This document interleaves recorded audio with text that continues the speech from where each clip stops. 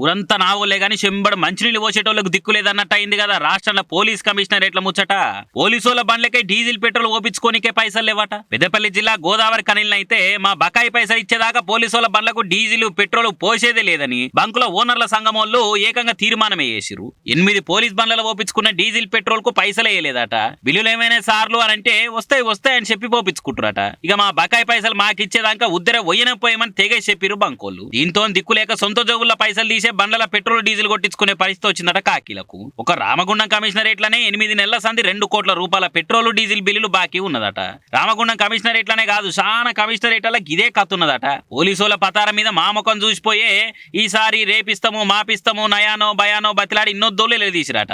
ఒకనాడు 2 వద్దులంటే ఏందో గానీ ఎలకాలం ఎవరు ధరిస్తారు. అందుకే బంకు ఓనర్ల సంఘమోళ్ళు బాజాబ్తో పొయ్యము అని ముఖం పట్టుకునే చెప్పిరట. మరి పోలీసుల బండ్ల ఇంధనం లేకుంటే సప్పుడు చేకే గుర్రాలను వాడితే బెటర్ ఏమో. లేదు కరెంటు బండ్లు ఉన్నాయి కదా అంటే మళ్ళీ వాడిన కరెంటు కూడా బిల్లులు కట్టాలి కదా, అట్లా కూడా తిప్పలే ఉంది. అగో మన డ్రంక్ అండ్ డ్రైవ్ లో వసూలు చేసిన చలాన్లు ఏడబోతున్నాయి.